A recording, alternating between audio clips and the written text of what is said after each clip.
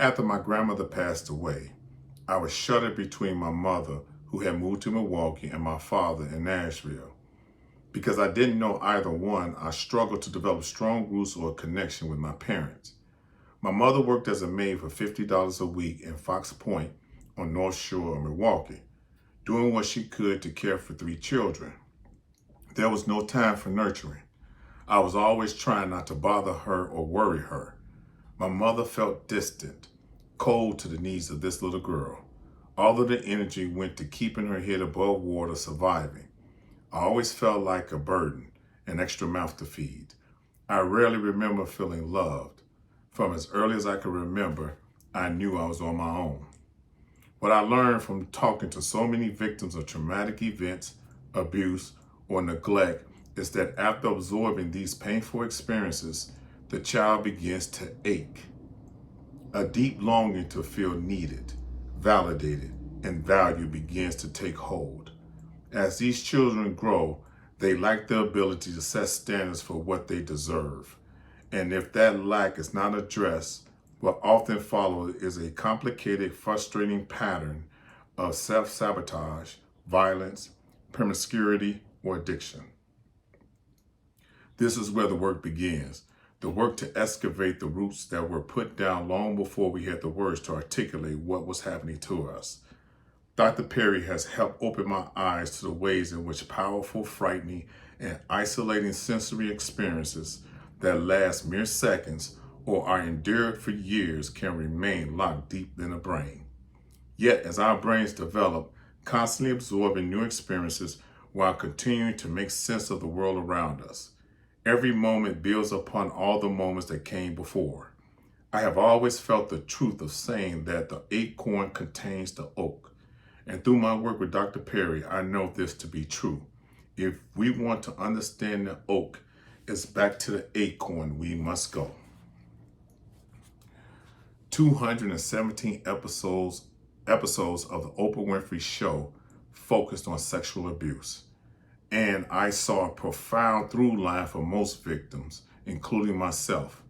When you've been groomed to be compliant, confrontation in any form is uncomfortable because you were never taught that you have the right to say no. In fact, you were taught that you can't say no.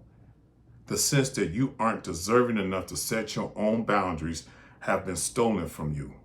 Many people react by bearing their feelings of no and becoming people pleasers. I fall in that category. For years, I would say yes to things I knew I really did not want to do, or avoided difficult conversation because I could not live with the discomfort of speaking up for myself. I know other victims of trauma who sabotage situations until someone else says no for them, meaning their relationship ends, a friendship becomes toxic, or they lose their job. This is what I hear you saying when you talk about people who poison intimacy. But the extreme experience we've talked about so far, sexual molestation, child abuse, war, aren't the only experiences that can cause trauma. The term actually applies to a vast spectrum of life events. Hi, welcome to your journey. I am your host, Kevin James Jackson. As always, I am so thankful that you have sacrificed your time to tune in and watch this show, and I truly appreciate it, and I promise I won't take advantage of it. What I just read is an excerpt from the book, What Happened to You. This book is by Dr. Bruce Perry and Oprah Winfrey, and it's conversations of trauma, resiliency, and healing. And this is one of the best books that I've ever read in my life. It's a really good book. And one of the things that make it a good book for me and an easy read is it's done in an interview style. So Dr. Perry talks about, and Dr. Perry is one of the leading researchers, neuroscientists, and psychiatrists in the field of childhood trauma. And he is talking about childhood trauma and how it affects you as an adult. And Oprah Winfrey talks about her experiences as an adult and how it, as a child, and how it affected her as an adult, and how she was traumatized and broken, and she did not realize that she was traumatized and broken, and how it affected her decisions as an adult. And so this episode is really focused in on emotional abuse or emotional neglect. And I'm probably going to do another show, maybe 2 more shows based on that. And the title is kind of funny. The title is like, What Happened to You? And so in the book, Oprah talked about how she used to always say, what's wrong with that person? Or she would say, well, what's wrong with you, Oprah? If she made a decision that wasn't beneficial to her, it didn't work out the way she thought, she would say, well, what's wrong with you? And so in Oprah, in the book, and they explain why they want to change that narrative from what's wrong with you to what happened to you. And words are powerful. It definitely can change your mindset and change how you think about things in life. So that's why the title of the book is What Happened to You. And now I really see myself when I look at all the things that's happening in the world with the crime and with gun violence and with the pandemic and people not want to take the vaccine, not being vaccinated. And I think about that and I'm like, man, what happened to you? So it kind of changes my perspective of what's wrong with you. Like, this person's acting this way or doing these things because that's what they want to do. But in reality, the chances are that they're doing this because they have been traumatized, and that traumatization has not been met or dealt, or they never healed from it. So what I want to talk about was the emotional neglect and abuse that Oprah talked about, because I can relate to that, because that's how I was raised in that type of environment. I was raised in an environment where me and my younger sister, we talk about this all the time. I was never told I love you. I was never told that I was loved, that I was valued. And in the book, Oprah talked about, in my time, children are to be seen and not heard, and you are to follow instructions. And so when you don't feel loved, or you don't feel valued, you don't feel cared for, I remember as a child trying my best to get those accolades, to get those praises. So I would clean the house, or I would act good in school, or I wouldn't cut class, or I would get good grades, or I joined the football team, I joined the track team, just to get some type of attention, positive attention. But what I found out is that the only time I received attention is when I did something wrong, or I didn't do something I was supposed to do. Then I got that attention, which kind of kills you inside as a person, and it traumatizes you. And then it gets you to thinking that, okay, in order for me to try to feel validated, to feel loved, to feel cared for, just like Oprah, I was a people pleaser. I did everything because I wanted people to like me. I wanted people to see me because I felt invisible. I felt nobody knew me. And I felt that I wanted to be seen. I wanted to be validated.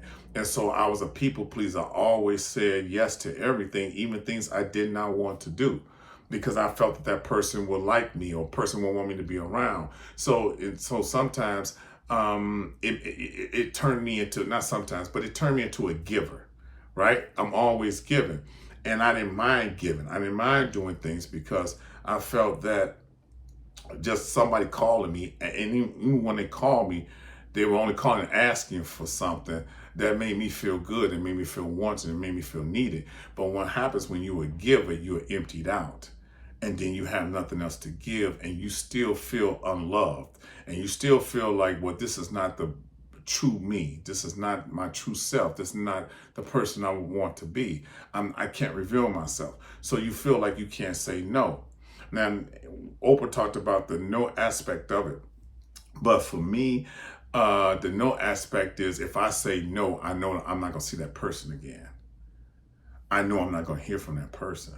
I know that person not going to ask me, to come hang out or go places or to do things if I tell that person's no. So it's the fear of being alone. It's the fear of being isolated. And so as I grow older, and I'm not talking about my family, because just like Oprah, I think my family and relatives were more focused. When you poor, you focus on keeping your head above water and paying bills and feeding your children. So it wasn't like they did it intentionally or they did it on purpose. So it's not about judging, my upbringing and how I was raised and how I never got the attention. It's more or less about understanding it, so I don't pass this along to my children, or I don't pass it along in my relationships, or I don't pass it along with my friends or anything like that. That I understand it and I do what I can to make the corrections. So part of the healing process for me was I surrounded myself with positive people, people that were uplifting and inspirational. And just to give you an example, so like, my friends, I would date a girl and I'll break up. Oh man, she this, she that, she this, she that, and I talk about her, and they're like, yeah, Kevin, yeah, okay, we got you, dog, we got you, don't worry about it. And then a couple of weeks later, me and the girl back together again, right? And so my friends weren't like, man, you stupid, you dumb, why you taking her back? They was like, hey man, Kevin, if that's who you want to be with, that's the girl you want, man, we behind you, we support you 100%. And that's what I needed. So what I had understood is that you cannot heal in an environment that you're still hurting in. So part of beginning that healing process is that you got to remove yourself from that environment.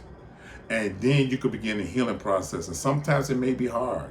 It may be hard because that may be the environment that you live in and you can't get out of it because your home is dysfunctional and chaotic. So that may mean that you may have to limit the time you're at that house. So for me, I was on the football team and I was on the track team. So I didn't get home till like 7:30. So it's only time for me to do my homework, get my clothes ready for the next day, go to bed, and boom, I was out the next day in the morning time. And then most sports was on the weekend, was on Saturday. So the only day I was at home full time was on Sunday. So that helped me, and it helped the healing process. And I was around, the other thing is that I was around positive people. And I wasn't around negative or toxic people that were very toxic. So you could begin the process to healing, because you definitely have to heal, because it definitely affects you as an adult. And so that's why I will be continuing to talk about this book, because and bring out excerpts from it. I shouldn't get in trouble for putting the excerpts and stuff up there, because I'm giving all the credit to the book and also the title of the book, so I'm not taking credit for it anyway. But I will continue to put up excerpts, because I think Oprah is I've never seen her this so open before about her life and about her upbringing. I think it's great, because she's such a great example. Somebody who, even though she was famous and she was rich and she had all this money, she still was traumatized and she still had to go through the healing process. So that's why I believe this is great. I think I'm gonna do another show on emotional neglect and emotional abuse, and how it affected me and my decision, and how it may be affecting you and your decision. And then also I'm gonna do a show on my relationships. That's going to be an interesting show, and a very scary show for me as well, and talk about how it affected me and the decision and the relationships that I was in. So we're going to continue this process. So I'm hoping that this show really will help you in some kind of way. If you just get one thing out of it, I hope it definitely helps you. Remember, what comes from the heart reaches the heart, and every show that I do truly is from my heart. And I'm hoping that it definitely reaches you and reaches your heart, and hopefully it's some information that you can use to take care, to start your healing journey, your healing process. Again, I want to thank you so much for tuning in. I appreciate it from the bottom of my heart. I hope you have a great day, and I wish you nothing but God blessing you and giving you the strength, the wisdom, and knowledge on your journey, and I hope everything goes well for you. So have a great day, and I'll see you next time on the next show. Have a great day. Thank you. Bye.